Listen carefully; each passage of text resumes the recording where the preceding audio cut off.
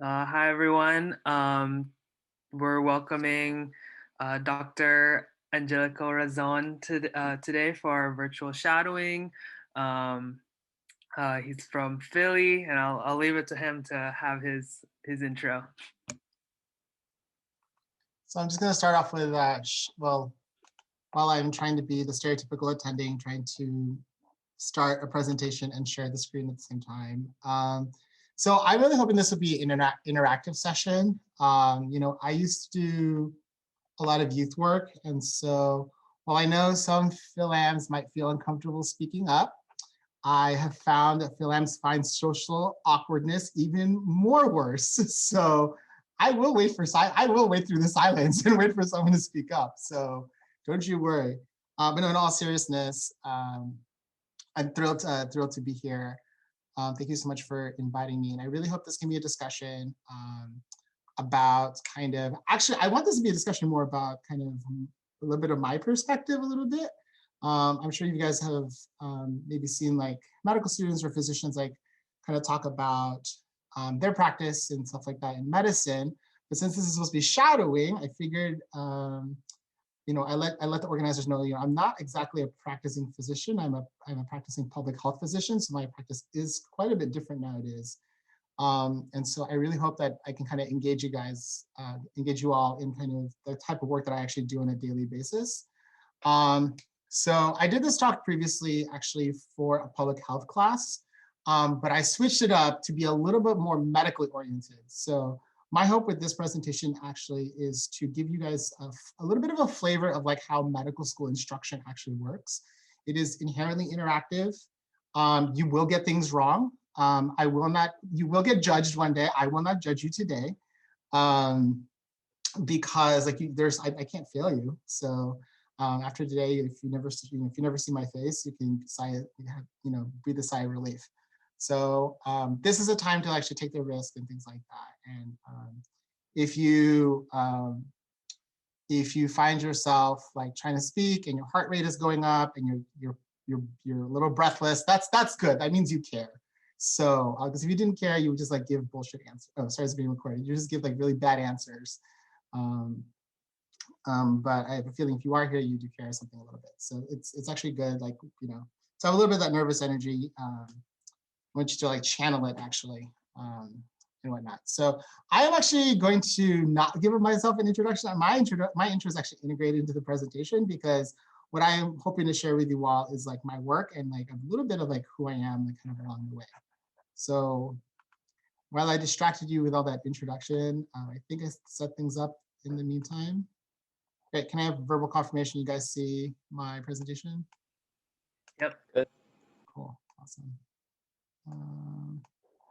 So I really wanted to talk about public health systems. I'm going to talk about it from a COVID lens, mostly because that's what I'm working on right now, but maybe also it's really salient to many of you like right now. So my hope for today is to have you guys be able to name different types of public health strategies. Really like how to understand how mechanism informs a public health strategy. It sounds like a lot of you are all in biology, and in biology, we really emphasize understanding a mechanism of how things actually work so that you can actually like create experiments, create medications, create interventions. Public health is no different. So it really is important how to understand how something actually works in order to make something better. I also hope that all of you will be familiarized with different factors that affect choice architecture. We'll talk more about what that is. And then I also just want you guys to apply some of these systems-based approaches to different health challenges. And I have two cases that I wanted to talk about. Jed, how long do you want me to go for the formal presentation? I think for 40 minutes would be good, around there, if that's okay. And then 20 minutes with the Q&A.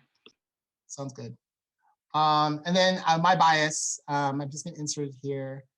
Your answer cannot be mass testing. That's such a cop-out. So when we're talking about COVID, everyone must like just test everyone up to wazoo, and that's cool and all, but I actually have scientific reasons why that's not the answer, but I also just have my own personal bias why that's not the answer.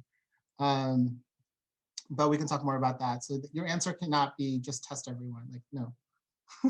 We're not working in a vacuum. So public health, like, things are real. So if we were able to test everyone, we would just do it. Anyway, so more about me. I'm going to give you kind of a long and winding story about like how I got here. But I do hope I give you the sense of an overarching theme here is what's always kind of driven me is I've always struggled with these two somewhat competing challenges of how do I reconcile whether I want to provide direct service, really helping an individual overcome whatever challenges they have, versus advocating for system change, trying to change the thing that gave them those challenges in the first place. And then someone who has formally trained in both medicine and public health, like how in the world do I do both, and how do I like not sacrifice one for the other? So I'll start off with college. I went to Harvard for undergrad, where I was really involved in youth work, especially around Asian diasporas. So I worked a lot with a lot of young Asian Americans who were still forming their identities. And I did that actually all through college, but then I also had an internship after college and was able to do that for a year full time. And during that time, I was working a lot with youth, especially with special healthcare needs. And so I really wanted to be a physician. So I decided to go to medical school at UCLA. I joined the PRIME program, which is focused on underserved communities. I took a little bit of a detour, but a planned detour to do my public health school at the Chan School of Public Health, where I focused on health policy and management. Again, I really wanted to understand how systems worked. And so I took a more of a policy management approach. We can definitely talk more about other like public health venues. And working with a lot of youth and systems, I was really intrigued by this problem of what happens when young people grow up into adults and they have chronic health problems. A lot of them kind of fall through the cracks. And I worked with a lot of young people who had like health challenges when they were kids, and they ended up growing up with those and having health challenges in adults. And I just was really troubled by like the poor system handoff that happened there.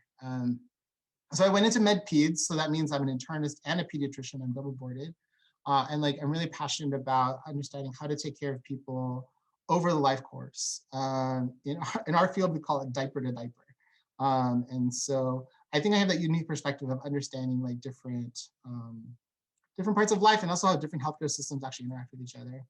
And so after that, I did a fellowship at University of Pennsylvania, where I was able to focus more on policy research. And during that time, I was attending in the adult care and transition team, which specifically takes care of young adults with special healthcare needs, specifically developmental disabilities and medical complexity.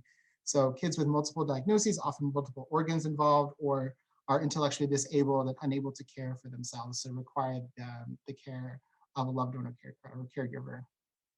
And things were going along, and then COVID happened, and So now I worked with a lot of vulnerable populations and saw how COVID was disproportionately impacting vulnerable populations. I ended up working for the Division of COVID Containment at the Philadelphia Department of Public Health, which I lovingly call COCO. So that's where I am now. I'm working on COVID with a special eye on vulnerable minority populations.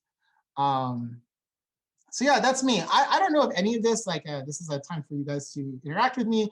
I don't know if this kind of theme of this push and pull, this kind of dual calling of do you help an individual clinically? Do you provide a single client a much needed service and help them to overcome those challenges that's in front of them, versus really advocating for structural change at the policy level. I don't know if anyone here, if that resonates with anyone, that kind of, that little bit of a duality it feels, or dichotomy it feels like sometimes. Hi, I just totally wanted to say that I definitely do resonate with that point about just having such a conflict between policy, but also working on individuals alone, if that makes sense. I found myself my first year wanting to work in a global aspect, so thinking World Health Organization, but then I also wanted to work in a clinical setting. So I was like, how am I gonna advocate, but also have that one-on-one connection with patients?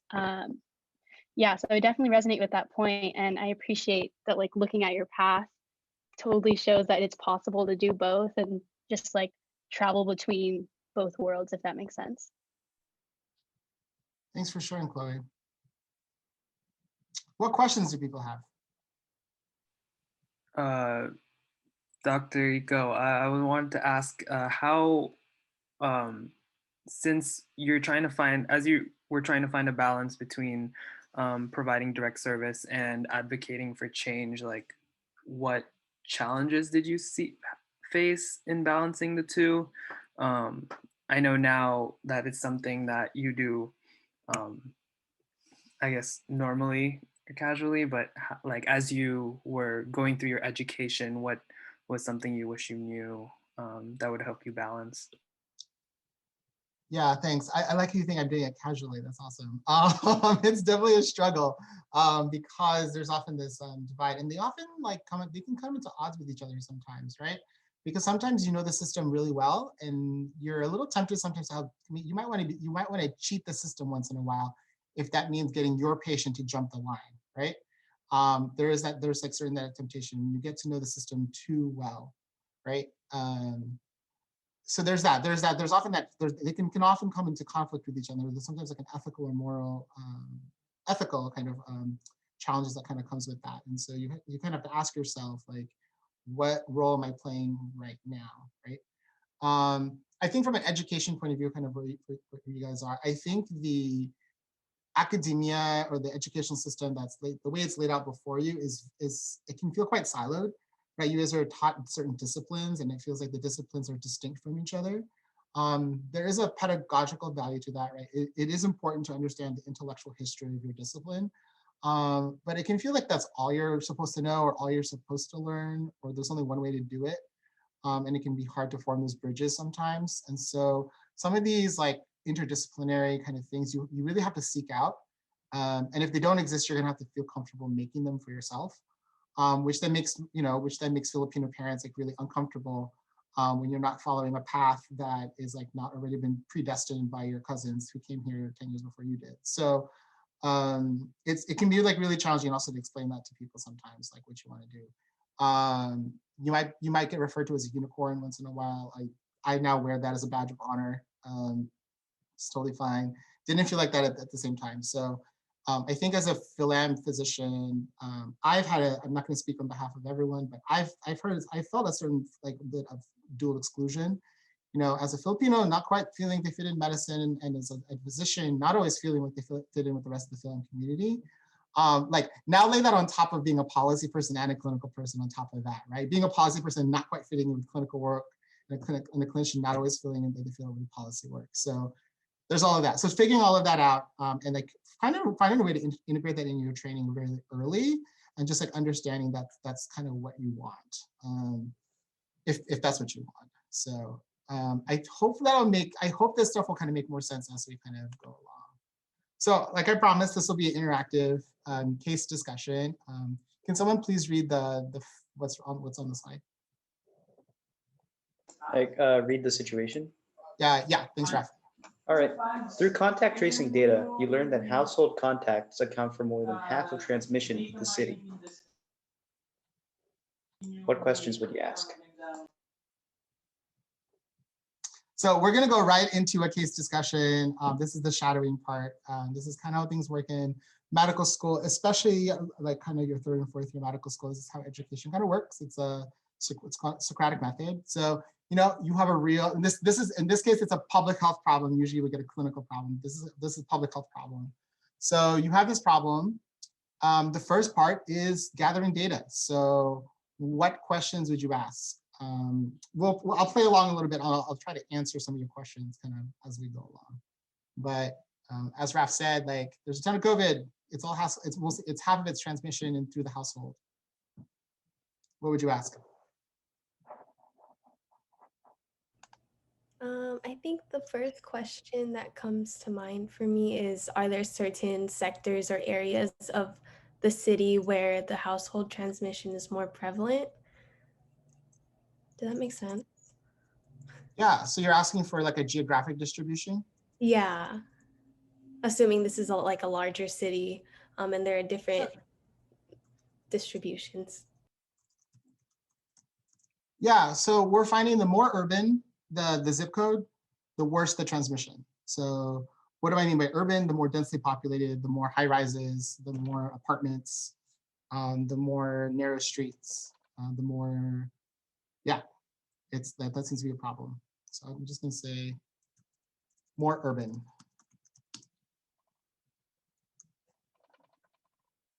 Can you guys read the new text that's as it comes up? Cool. I have a question.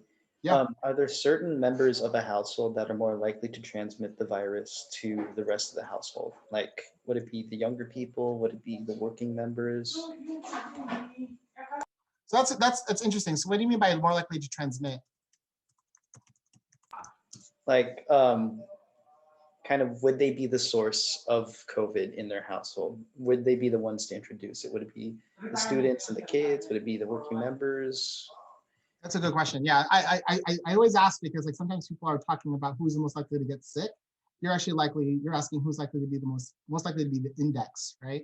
This is really hard to tease out. I will say there's data to support that student to adult, so child to adult transmission is not very common. Child to child transmission is not as common either. Adult to adult and adult to child seems to be pretty common. So there tends to be that kind of pattern. So adult to child and yeah, adult to adult and adult to child, which is very contrary to what we actually see in other respiratory conditions. Right, influenza tends to be child to adult. So there's that. So adults seem to be the index. And essential workers tend to be more commonly affected. So for example, if you are the household member of an essential worker, your chances of COVID are pretty high. So I'll also say like essential workers. Well, essential worker households has that.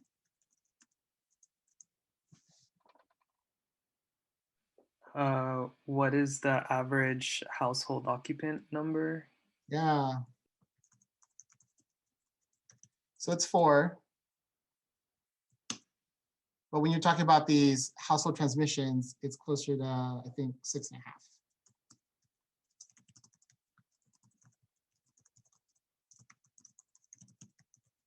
So on average, it's 4 just in general, it's based on census data, but specifically these more concerning households, it's 6.5. That number is somewhat made up. It's to my best of my recollection. So average, you can probably guess what that is. It's usually like 2 adults, two kids, 1 adult, 3 kids, things like that. It's considered average.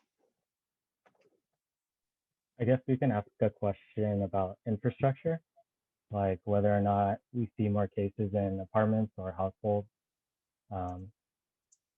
or community centers. That's a good question. So like what building type are you seeing this more? Mm-hmm.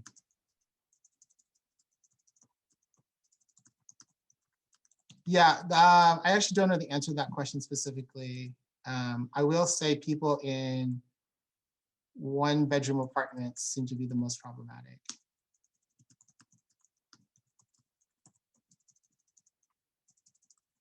And multi-generational households also seems to be a concern. That usually means apartments, but that can also be townhomes, I guess. I'd say the demographics of the household as a whole would be very interesting to investigate. Income level, besides essential workers, what jobs are they working? Is there a racial stratification? That's a good question. So I would say they tend to be low income. Like I mentioned, they're essential worker. I would say English is a second language. There's at least 1 elderly person.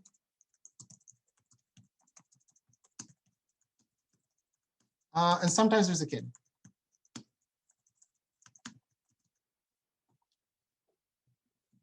Oh, and there's often multiple breadwinners.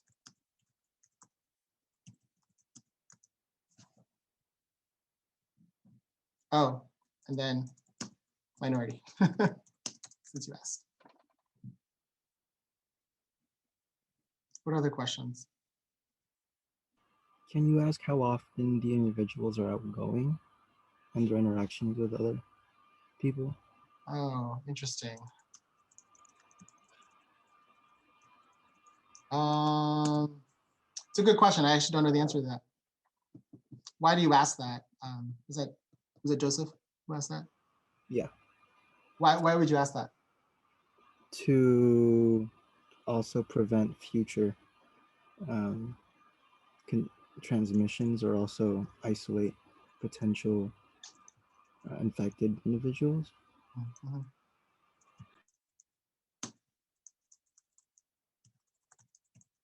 Okay. So this is like pretty typical in like a medical kind of seminar or whatever. You have this opportunity to ask a couple of questions, and then they kind of move on to this next section of what are you going to do about it?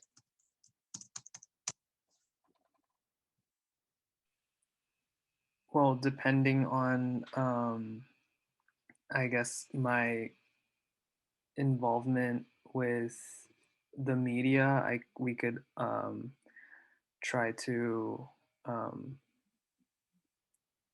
discuss the current situation through news outlets to spread the news to people of the community so that they're more aware. Actually, let's take a step back. So you are right, Jed. That's a good next step. But I skipped a step. So the question is like, what questions did you ask? The next step is like, so what is really going on? So, I just gave you this summary of like what's going on. You sent your herd of medical students and public health students to go figure this information out. They came back and told you all this stuff. So can someone try to summarize to me exactly what's going on? I was told there is a lot of household transmission in the city. Can someone like summarize for me, like now, like given this new information, kind of what's going on? Well, here's how I kind of process the data. The household transmission it's a source of new cases, but it's not exactly where, it's kind of like the multiplication of a specific subset of the population contracting COVID. And now we've found where this specific subset of population, well, what it looks like and where they're getting it. And these are minorities, low-income essential workers, where English is a second language. And whoever's gotten it from them, it's kind of like a secondary statistic of the source. And now that we've isolated who's actually getting COVID, we can see how to prevent them from getting it. Good. That's great. So what you've done is like basically you've both summed up the data that's been given to you, and you've also like kind of given a sense of like an interpretation, right? Like you're putting your foot down on something. Like this is like how I like how you said how you're reading the data, how you're reading the situation. So let's say it's minority essential workers who speak English as a second language. Let's just leave it in there. So like now back to Jed's point. So all right, Jed. So you want to do a news outlet kind of thing. What's that going to look like for you, actually? Well, I would want to target methods that are accessible to those that are most at risk of the contact tracing. And so I guess it depends. It could be commercials on TV, though I don't know the feasibility of that. Social media have their own I guess outlet of sharing the current news. I would want to have people with the credibility to say like what's going on. So I want to have like physicians, public health officials, maybe government officials as well, to speak on the situation. Yeah, so to save us a little bit on time, I'll kind of just share what ended up happening. So this is a real case. It happened to me. I was told this, found all this stuff out through a lot of like contact, mostly through contact tracing. So I was told by the rest of my staff. So kind of what Jen talked about, actually. So I, in my limited Spanish ability, ended up on Telemundo talking about COVID and where people could get tested and things like that. And specifically why I was concerned about certain Spanish-speaking kind of multi-generational households. And, you know, in true medical school format, you would kind of go through a case, right? And then there's actually going to be a little bit of didactics. So let me tell you a little bit of kind of what we saw was going on. We actually used a lot of these graphics actually in multiple different languages. We would like make these graphics, put them in multiple different languages, and then share them with the public in whatever language. In this case, it was mostly Spanish. So this is just an example of like kind of a real case. So on January 1st, we had Alex who went to a party. Alex is in Orange. Alex had a fever and cough and tested positive for COVID on the 7th. So the key point here is the incubation for COVID is 2 to 14 days. So you can see that it took some time for the rest of the party to kind of get, it took a couple of days from Alex going to the party to getting infected. Then Alex went to dinner with Blake. Blake finds out that Alex is COVID positive. So of course, Blake goes and tests negative for COVID. Blake develops pneumonia and then Blake recovers. So initially, so it's interesting because Blake did test negative for COVID, but then still developed pneumonia. So the lesson here is testing too early can often lead to a false negative. This is why I don't believe in mass testing is helpful, and certainly we should increase testing in communities that lack it. But testing does have its limitations because if you test too early, you can actually get a false negative. So some of what I was doing in terms of the Spanish-speaking community was talking about like optimal testing windows and things like that. And so let's go on with the story. Charlie is Blake's roommate. This was kind of also a big issue, at least where I live in Philadelphia, was just roommates. So I did say the average was 4, but then we just had good old 2-person households too of unrelated members. And then Charlie like tests positive for COVID on February 1st. Notice that this is a full month after the actual party on January 1st, right? So these issues of active ongoing exposures is what kind of increases the household transmission. So I like kind of like Raph like when put it, it's just, you know, there are certain parts of the population, it just like exacerbates like whatever kind of transmits like whatever like health disparity there really was in that community, it kind of just like exacerbated. And so I did want to share some take-home points kind of about approaches to public health. So I think at the center of like healthcare is this like sacred like patient-provider relationship. You will hear from so many people how rewarding it is to talk to patients and like gain their trust and everything like that. And it is. There's nothing more special than someone at their most vulnerable moment in life like sharing their life story with you. It's incredibly awesome.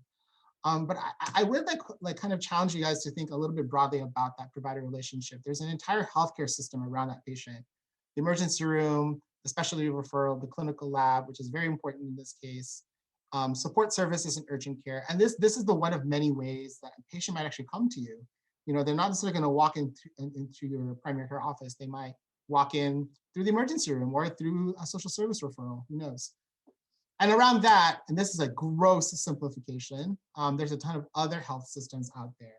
And you guys hit the nail on the head on a lot of these. You asked about like, what does the housing look like? What does like the natural environment look like? Would you guys be surprised if I told you that this was more common in places that didn't have a lot of green spaces? And then of course, there are all these like cultural norms, the legal system. This does affect, you know, this case here, like I would say a lot of undocumented immigrants we don't have the best data on. And I hope that's not surprising to anyone here. How is the school system impacted or actually affects health? So yeah, so my point here is that there are like these nested Russian dolls of different layers of health and, of systems that affect health, right? So it's not just the patient-provider relationship. I'm hoping to like help you all like see that there's like this vaster sea of systems that kind of impact patients. And why is this important? This is important because it affects what I want to call like what I call choice architecture. And choice architecture is basically what are all the factors that actually impact an individual's choice to do something, right? So we're talking about COVID, we're telling people to isolate, it sucks. Like we're all quarantined, we're at home by ourselves, talking to a computer all day. It sucks, it's not fun, but we all have to do it. So I want you guys to think about, like, are there other kinds of things in public health where we tell people they have to do something that isn't necessarily fun? You can incentivize the behavior that you want. Yeah, so what kind of behaviors are we talking about? Social distancing, mask wearing. Let's talk about in general. I mean, in public health in general, what are some of the Okay. things we tell people that they should be doing? Sanitation. Yeah. Yeah, like wash your hands, keep the water clean. I mean, let's talk about some of the basics in public health that we tell people to do, right? Walk more, lose weight, exercise more, don't smoke, don't drink sugary beverages. Oh my gosh. So public health, sometimes we call ourselves the party police. Don't drink a lot, like don't drink too much alcohol, don't go out too late, drive safely, like all these things that are like really not fun, right? But it's like, it's better for you, right? So can you imagine just like going around, like, like, let's say, Jed was going onto the news and that's literally what his message was, right? Oh my gosh, you had another public health official telling me something I know I'm supposed to do. But like, I like where Raph is going with this. Choice architecture is about affecting these different, the systems around you to kind of incentivize it a little bit more. So for example, if I were to tell you that you needed to walk the stairs more because walking stairs actually will save years on your life. Are you more likely to take the stairs if the stairs look like this, or if the stairs look like this, right? So something very simple, but this has actually been studied a lot. So people who live in homes with stairs like this walk a lot more and actually live a lot longer than people who have stairs that look like this. I mean, granted, there's also like confounders of socioeconomics, and like obviously someone with stairs like this has more money than the person who has stairs like this. But even when you control for all of those things like workplace and things like that, people who like live like this live longer because they just have a better choice architecture, right? They're more encouraged to actually kind of quote unquote do the right thing, right? So in this scenario, so other things that we did to like make things like easier for people that have had mixed success but have been helpful. So we had like PPE delivery. We're able to amass a bunch of PPE, specifically K95s. We're actually able to send them to households, specifically these one-bedroom, multi-generational households, where like they're just not gonna separate from each other, so they need extra protection. We also have like an INQ, like an isolation and quarantine hotel. So we were actually able to just provide people that extra housing support if necessary. And then language support. So we provided all the same messages, but in Spanish, French, and a couple other languages that are local to Philly. So like that are common in Philly. And those all have like mixed success. Nothing's perfect, right? But the whole point is like getting it to look like this as much as possible. Costs money, obviously, right? This is more expensive than this. But there are some of these that are not just necessarily about cost, it's just a matter of like presentation and how you create the incentives around a health decision. So with a couple minutes left, I was wondering if we could do another case and see if this one's a much tougher case, and see where you guys can come up with this one. This one actually still keeps me up late at night, so curious to see what you guys come up with. So can someone read this case? Yeah, I can read it. While helping to cover the call center on the weekend, your staff gets numerous calls from residents of a congregate setting. They are concerned because many residents have called 911 for emergency care. The following weekend, you will again get multiple calls from the same facility. Does everyone know what a congregate setting is? So a congregate setting is somewhere where a lot of patients / residents like live together in close quarters and don't have the ease of egress. Like they can't just like come and go. So examples of a congregate setting would be like a long-term care facility, a nursing home, a prison, military barracks. Those are probably the most common that I deal with. So what questions would you ask? Where is the congregate setting? Or... Yeah, so specifically this one is what the lay public will call let's just call it a halfway house. So somewhere where people who are recently incarcerated were recently released and are hoping to reincorporate into society. So let's say this one's like a quote unquote halfway house, or I guess the technical term would be transitional house.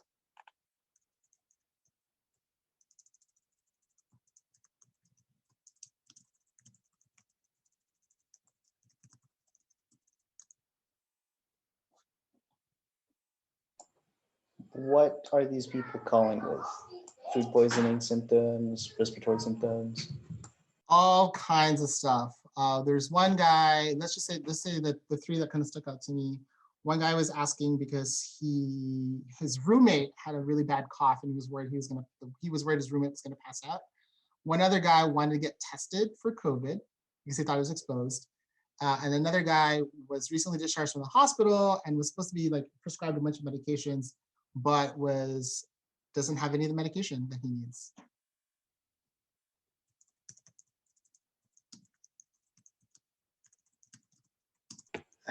Can I ask another one? Yeah. Has this ever happened before? And if it has, what are the conditions around its occurrence? No, this is like a new thing.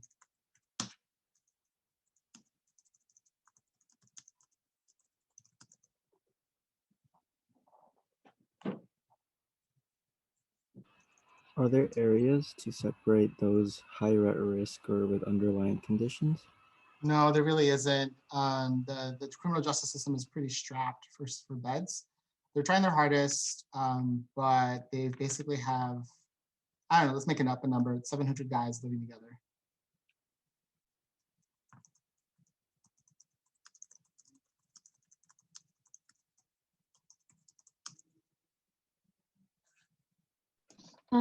Around what time are majority of these calls getting placed? After hours and the weekend.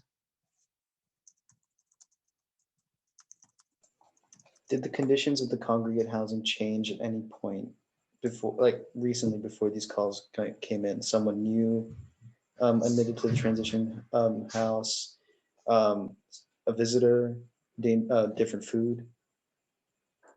The biggest change has been it's more crowded. More crowded and a lot of recently hospitalized individuals.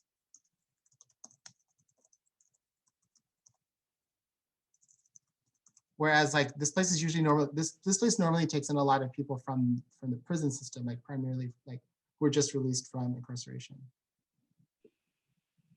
I might have to take the last question, but I wanted to ask if the average age of the congregate setting is relevant. Yeah, young dudes. So so I'll kind of skip ahead so we can move on to questions. So what's really going on here? It's basically utter chaos is what's kind of going on here. You know, this is one setting that was used to one model of care that now has to pick up another model of care. They're not used to do these post-hospitalization discharges. And when you discharge someone from the hospital, someone with COVID, they often get discharged with a lot of medications. And the question about after hours and weekends is an interesting one. That's actually when the halfway house's nurse on call leaves for the day. So that was the issue. There was like literally no one to actually field these calls. And as you guys will learn this through medicine a little bit more, but you know, wanting to get tested, a roommate with a cough, and concerns for medications are not good reasons to call 911, right? Those are not like, those could be life-threatening emergencies, but not really. These are kind of like what I call systems issues, right? These need to be addressed in like a more systematic way. It's not exactly the best use of an ambulance resource, right? Especially in the pandemic where there are a lot of people who need that resource too. So I will share that like some of the steps that we ended up taking here is I know I said I didn't like testing, but this place like definitely needed testing, and we had to even though it was really crowded, so we had to separate people into into rooms who had COVID, who didn't have COVID, and who may have been exposed. We call that like red, yellow, green. There were issues with provider handoffs. There was no one from the hospital talking to anyone from the halfway house about like what some of the medical needs of these individuals might be. And that might be another way to triage people into appropriate red, yellow, green, right? And also I was worried that maybe they were just breaking some state laws. So I just called up the state office and just told them like, I think there's a problem here, by the way. So there was also just like working with the state office for the regulations. My point with this being is when you guys like think of public health problems, Like let's just take diabetes for one. You know, you're gonna have a lot of, especially since you're feline, you might work with a lot of patients with diabetes.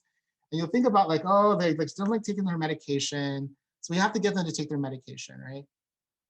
And that's because they just don't know enough about their medication. And if we just give them a lot of education about their medication, their diabetes will get better, right? So you've constructed this story in your head of like why the problem is what it is. But what if that's not true? And the actual story is it's actually income instability, right? What if it's because your patients are poor and that's why they can't take their medications, and that's why their diabetes is terrible. So you can educate people up the wazoo. That's not, and education is certainly important, but it's not sufficient in this scenario. What might help this population actually might be utility bill assistance. And we can go into why utility bills and not other things, but my point being is that the mechanism matters, like understanding how a community works and what the choice architecture is and like what the health systems that people are facing is like super important in trying to figure out interventions. I think as a clinician, I had this like kind of unique and like exciting opportunity to see these individual problems. Like I can talk to individuals about their lives and like I have a lot of experience of how to do that. And then I can take a step back and understand like, okay, and so what are all the things that are affecting that situation? And are there different levers that I can pull to make the situation better, not just for that one patient, but for patients that are just like that family or like that individual. Yeah, and that's the end of my formal presentation. So what questions do people have? Thank you, Dr. Iko. While people are kind of formulating their questions, I wanted to take this opportunity for you to explain what CFAM is and we could try to PR the CFAM community to those who are going to watch this podcast, or not a podcast, this virtual shadowing session.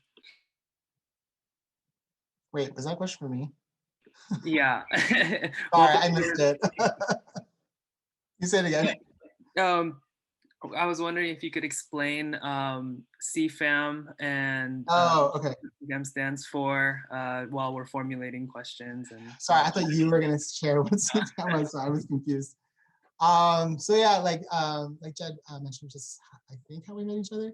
I'm one of the co-founders for CFAM, which is the Council for Young Filipinx Americans in Medicine, which was an idea that started back in 2019 with me and my co-founder, Antonio Moya, about seeing kind of I'll just say the underrepresentation of Philams in medicine, and specifically Philams kind of our generation.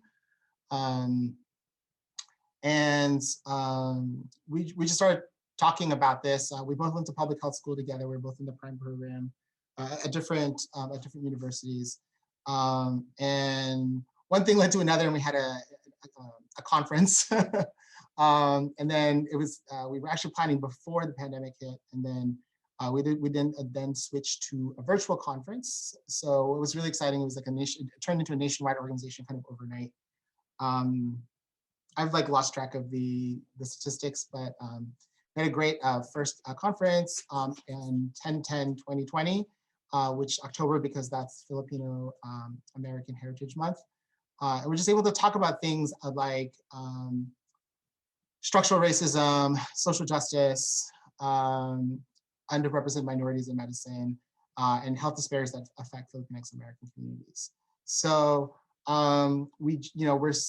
we're actually still wrapping up some of the activities from the conference, but we're actually transitioning from a conference or like a conference planning organization to actually to more of a community service, community action membership organization. And so right now we have like several different programs up and running, and we're actually trying to set up kind of regional committees as well. So Jed, I don't know who the Bay Area regional committee person is yet, but hopefully there will be one soon. By Bay Area, I mean like Northern California, actually. So yeah, we're always looking for members and looking forward to like reaching out to people about mentorship and kind of the medical profession pipeline.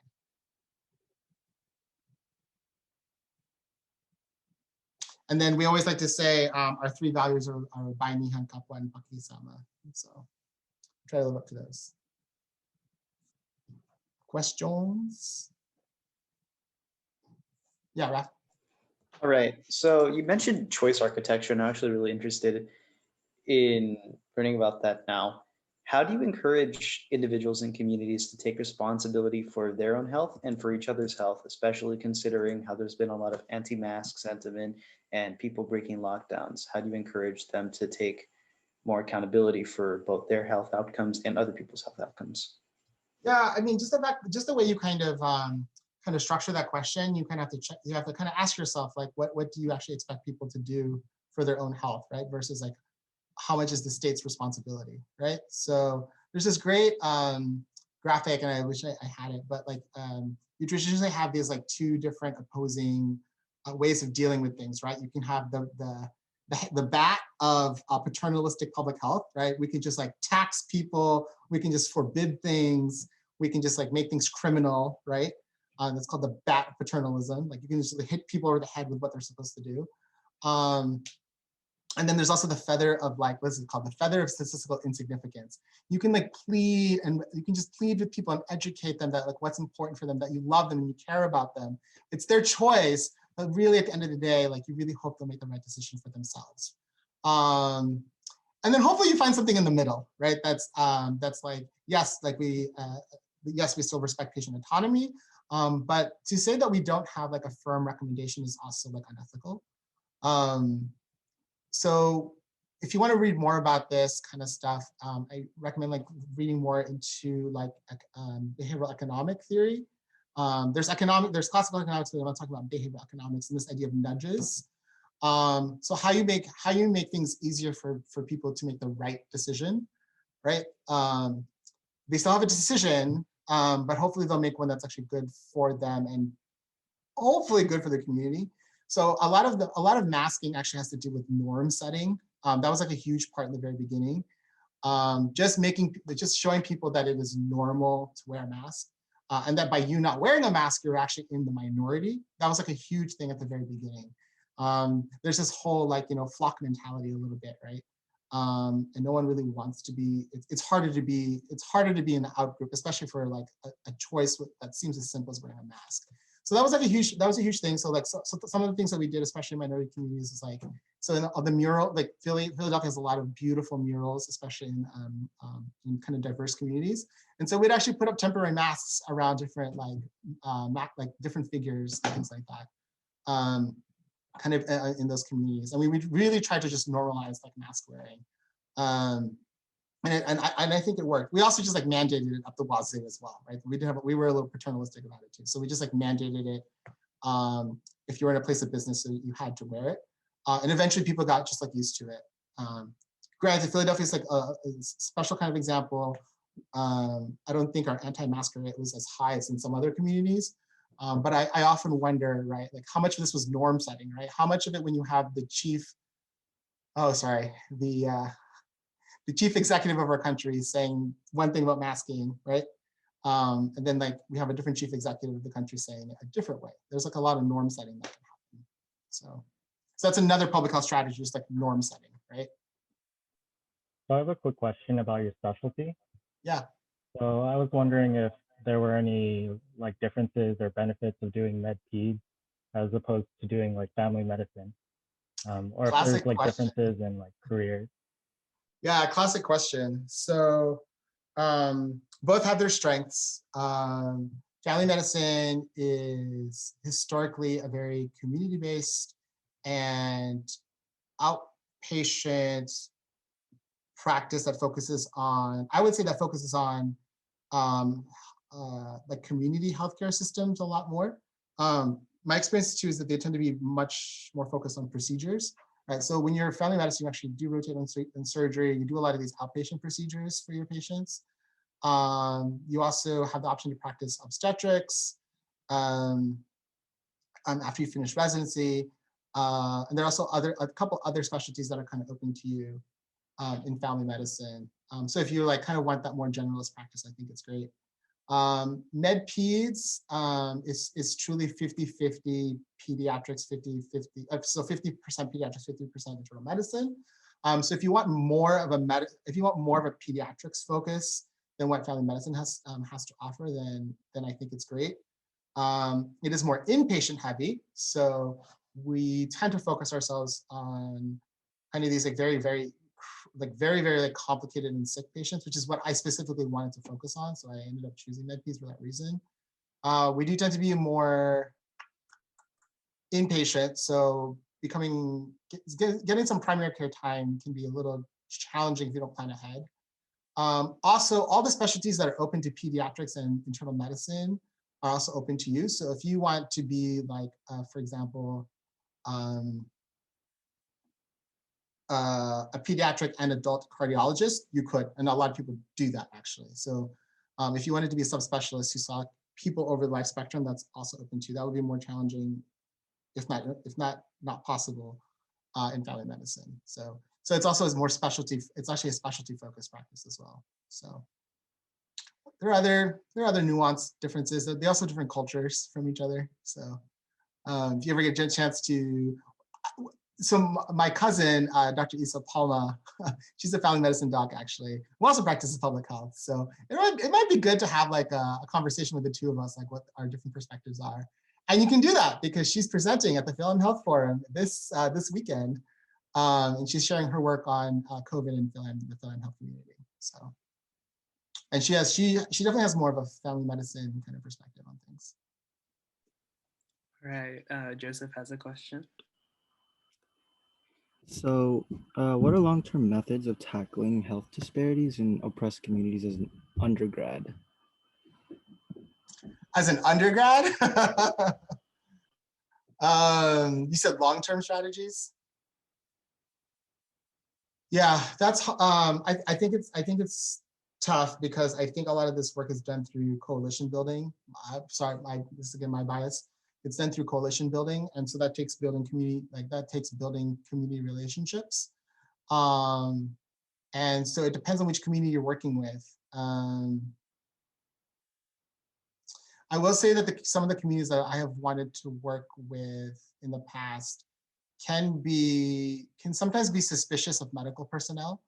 So I am speaking as like when I'm as a physician now, right? Like it's been like I'm a new physician to a community, don't necessarily know everyone. There's historical mistrust between communities of color and the scientific and medical oligarchy. So having a formal introduction to community members is like super important for certain communities. It's a little different when you're a student. I think people are more forgiving because you are also more of a member of the community. So I think that's an asset to kind of take advantage of. I think so. Yeah, it's a lot of coalition building with people, and with any relationship that you also want to become a collaboration. There's also going to be conflict management.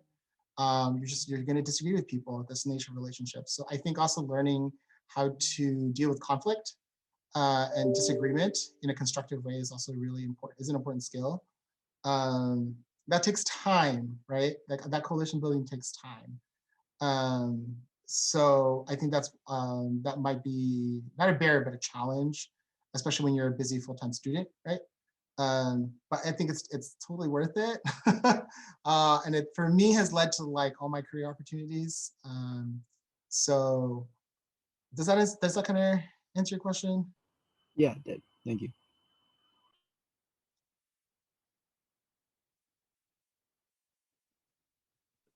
Chloe, is your hand up? Yeah, hi. So I had a question.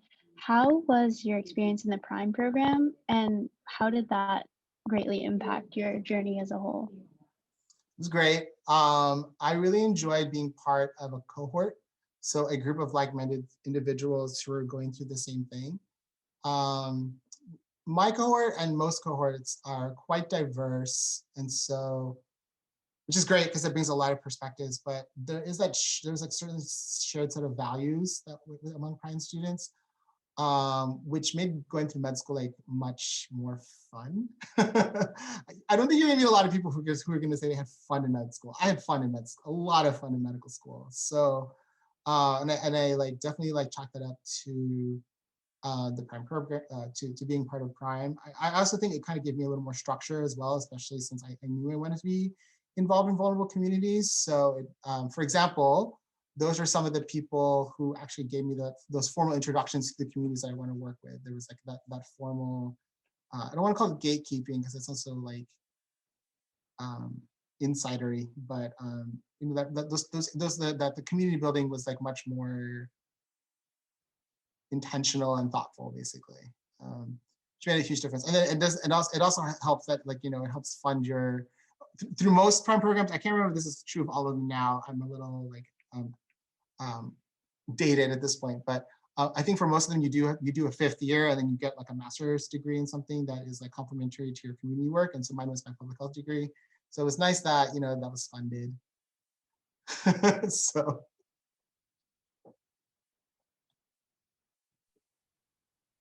Isa. Yeah, Isabel. Or sorry, Isa, right? Yeah, and he's fine. So could you describe your undergrad experience and what things along the way influenced? I'm so sorry. I'm sorry, but what things along the way really influenced your future and journey in healthcare? Yeah, that's another presentation. I can think a couple of things. Like, how long do you have? A couple of things. And there, like when you say that, there's like there are actually some key moments that really do stick out to me. Without going too much into them, I think in both of them, I was like really faced.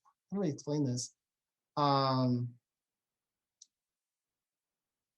not from what you would call like an upper class family, but I'm also not from like a lower class family either.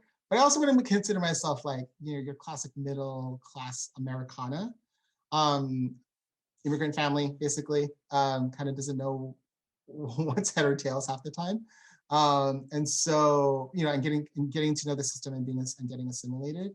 And so in college, I was like super involved with the Asian American diaspora, specifically Chinatown, but also other Asian American communities kind of in Boston. So I went to school in Boston.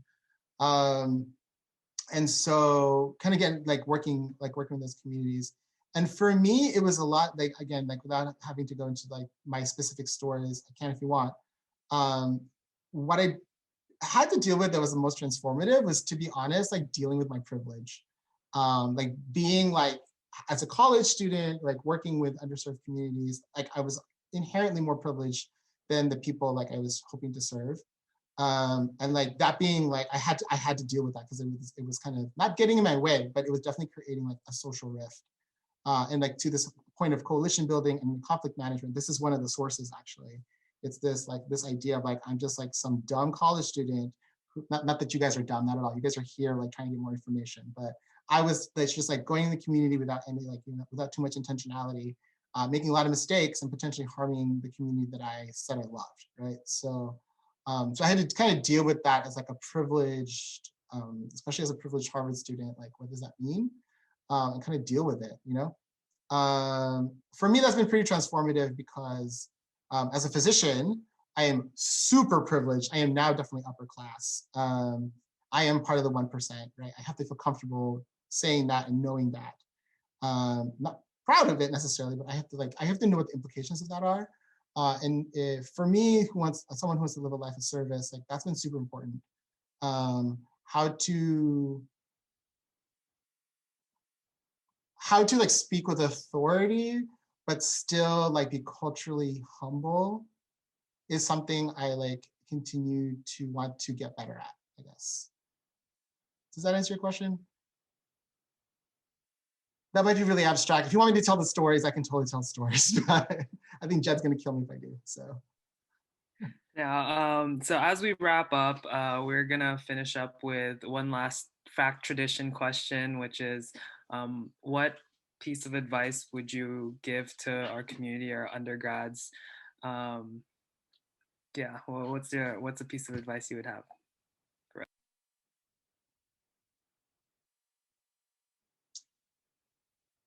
Find opportunities where it's safe to make mistakes. Go explore different ways of doing things. I used to say just go make mistakes, and I found out that was like a little unethical. because I don't want you to ruin your careers or your livelihoods or like your family life or anything like that. So I'm not saying that. I'm not saying like go out and be reckless, but I am saying like, try to build places for yourself, like where you have spaces to try new things, try things out. Be like, practice like being vulnerable in a safe way, in a place where like, you can like get feedback and respond to that. And like really trying new things. I think for Phil and I guess I can't speak for the whole community, but I feel like as a Filipino American, I was given this narrative of like, here's a template that if you want to do this, you should follow because this is what your forebears did. And I think it's really easy to follow the template, and you may or may not be happy, and you won't really know if there's a better way to do things unless you try something different. So for me, I have a lot of my career has been very traditional, and a lot of it is not. And so, I wouldn't have known though, like I've been very privileged to have opportunities where I can experiment and try different things. And I think we all do, maybe some more than others, but I've been very fortunate that I can kind of try things a little differently. Does it like keep my mom and dad up late at night? Yeah, still does. Even though I'm like a board certified like physician, they're still a little bit worried sometimes. But yeah, they're Filipino parents. Like, what can you do? But are they like? But am I like super proud of like where I am? Yeah. So thanks guys for having me. I really appreciate this. Thank you so much for your time, Dr. Iko. I just want to let everyone who's watching the session know that FAC will be able to give Grant one virtual shadowing hour if y'all just fill out a short 5-question multiple choice quiz that we'll have in the video description. So thank you again. We hope we can invite you soon. Hopefully our FAC Health Conference next year, 2022. So yeah, all right, so stop the recording.